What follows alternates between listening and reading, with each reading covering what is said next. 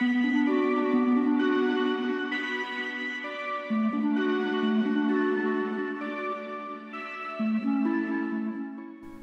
intuice je mocný nástroj, který vás může chránit před mnoha nebezpečími plynoucími z okolního světa. Může jít o něco tak nenápadného, jako je varování před chůzí tmavou uličkou pozdě v noci nebo varování, abyste se při procházce parkem ohlédli přes rameno, nebo ohlas ve vaší hlavě, který vás varuje, abyste se vzdálili z určitého úseku chodníku chvíli předtím, než tudy projede auto a narazí do stromu přímo v místě, kde jste předtím stáli. Na jedné straně jsme často nabádáni, abychom důvěřovali svému instinktu, avšak naše společnost, která klade důraz na fakta a prokazatelnost, nejprve vyžaduje hmotný důkaz, aby něco bylo bráno vážně. A to je oblast, kde naše intuice nemá šanci prorazit. Cítím to, ale nevím proč. Neobstojí před hodnotící logikou. Proto je práce s intuicí něco, co je třeba specificky rozvíjet a trénovat, zejména abychom se naučili pochopit, jak ji vnímáme, jakým způsobem k nám promlouvá. Intuice funguje podobně jako sval. Můžeme ji rozvíjet a posilovat pomocí konkrétních kroků, technik a cílených cvičení, nebo ji můžeme nechat ochabnout a snížit její moc tím, že ji budeme trvale ignorovat a necháme ji zcela ustoupit. Nenechte to zajít do této fáze. Mnohdy je právě intuice to, co vás může dělit od fatálních následků. Jsou situace, které logika nemá šanci správně vyhodnotit, zejména pokud jde o budoucnost a věci, které nám nejsou známy a přitom mají na situaci vliv. A jak můžete svou intuici posilovat? Nepodceňujte své sny. Vaše sny často slouží jako komunikační prostředek. Poskytují vám zprávy, které se vám snaží předat vaše intuice nebo podvědomí. Používají je také strážní andělé a vyšší síly, aby s vámi komunikovali. Pokud máte intenzivní živý sen, u kterého prožíváte silné emoce a přesně si ho pamatujete, je lepší si ho zapsat do snového deníku. Může v sobě skrývat důležitou nápovědu o tom, co přijde, nebo co se děje za vašimi zády. Věnujte hlavně pozornost přítomnému okamžiku. Pokud si dovolíte příliš se zabývat tím, co bylo a co teprve přijde, může to způsobit, že budete zcela ignorovat to, co se děje tady a teď. Naučte se věnovat pozornost svému aktuálnímu okolí a soustřeďte se na přítomný okamžik, protože intuice s námi může mluvit, pouze pokud jsme duševně přítomní. Projevuje se tady a teď. Když jsme mysli jinde, nedokážeme ji vyhodnotit nebo zaregistrovat. Pokud si z umění naslouchat své intuici uděláte povinný úkol, rychle vás to přestane bavit. Udělejte z toho hru. Než se podíváte na hodinky, zkuste odhadnout, kolik je asi hodin. Pokud uslyšíte klepání na dveře, odhadněte, kdo by tam mohl být, než je otevře. Všímejte si, jaká je vaše první myšlenka, když potkáte nového člověka. Intuice vám často řekne, jestli je dobrý nebo špatný, dřív, než na vás stihne udělat první dojem. Než zvednete telefon, o co asi jde, co vám dotyčný chce říct. Stačí si všímat, jestli ucítíte, jestli to bude dobré nebo špatné. Klidně to omezte na prosté ano, ne, dobrý, špatný. Cílem je naučit se věnovat pozornost tomuto neuchopitelnému pocitu. Většina lidí ho má, ale nevěnují mu pozornost, nevšímají si ho.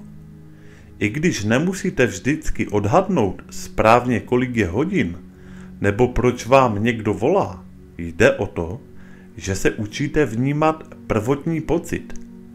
Jde o samotný proces toho, že si vůbec všimnete a věnujete tomu pozornost. Mnohokrát se spletete a nevyjde vám to, ale pochopíte, jak to funguje a že určité pocity v určitých situacích prostě máte. Je to způsob, jak sám sebe poznat a pochopit, jak fungujete, jak reagujete. A pak, až nastane zlomový bod, vám tento pocit řekne, co máte dělat. Buďte často v přírodě. Příroda promlouvá k naší duši, nabíjí nás energií a zvyšuje naše vibrace.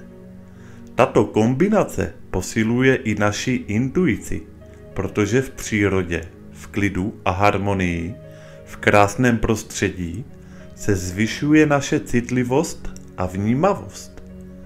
Zkuste si posedět hodinku nebo 2 venku. Rozjímejte o krásných věcech, pozorujte trávu, proučky a vnímejte, jak vás to mění. Zvyšování energií je důležité, pokud chcete posílit nebo udržovat svoji intuici, protože čím lepší energie člověk má, tím více je vnímavý.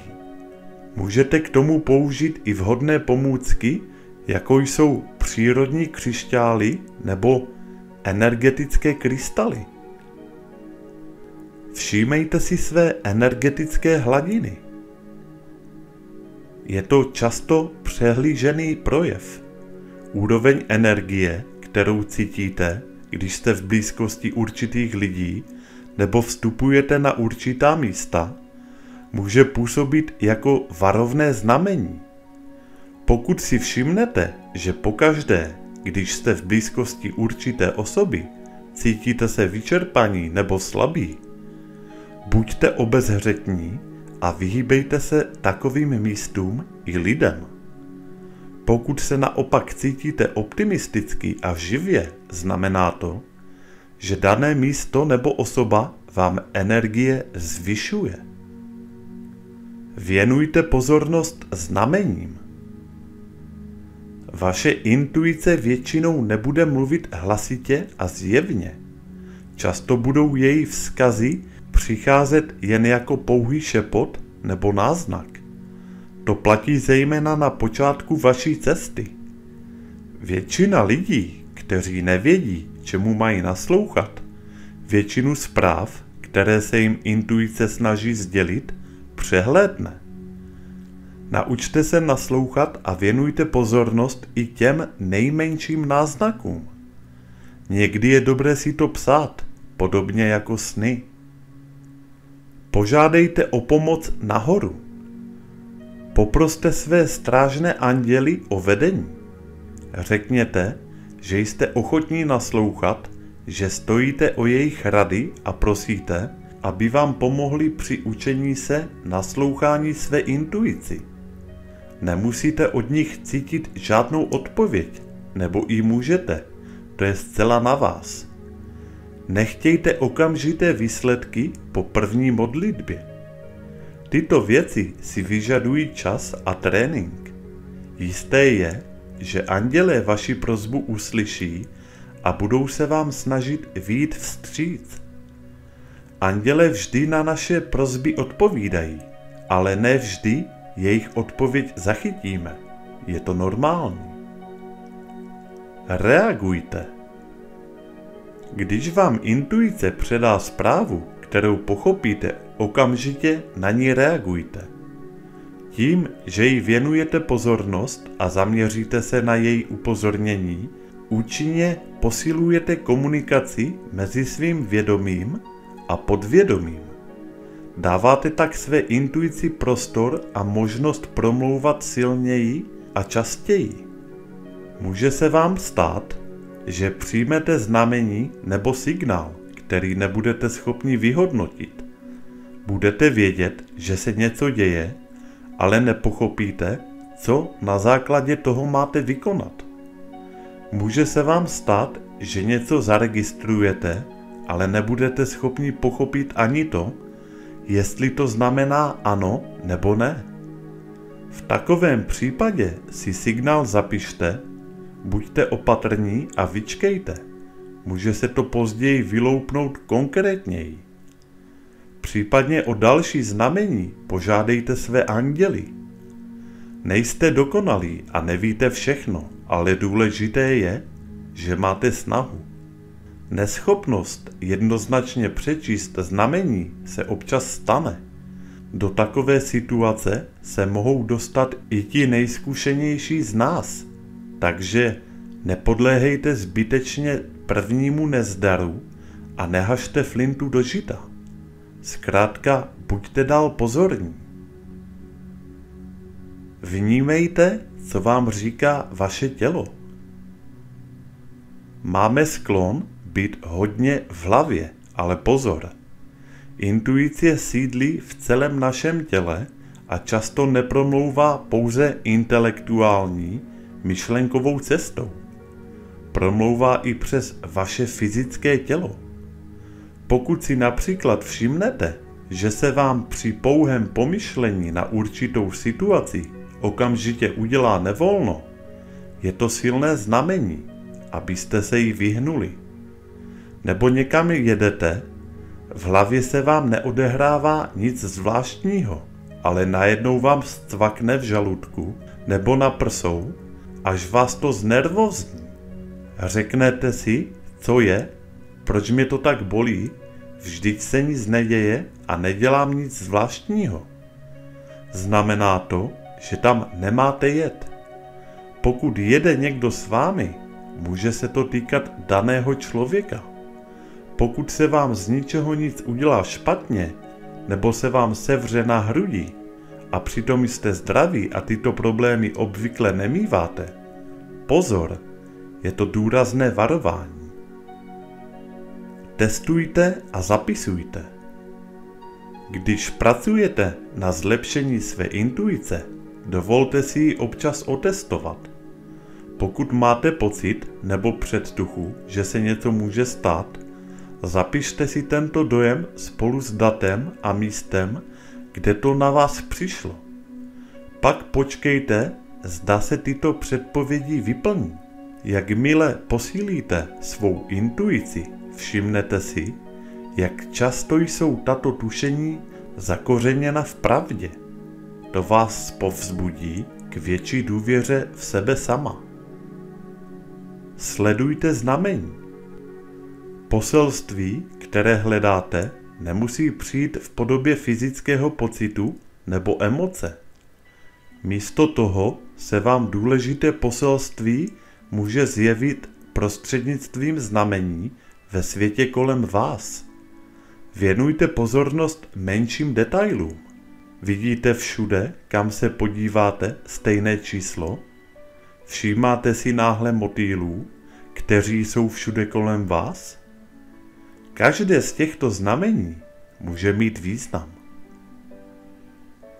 Tak, a to je konec tohoto videa. Já vám děkuji za pozornost. Komu se video líbilo, tak díky za like a u dalších videí naslyšenou.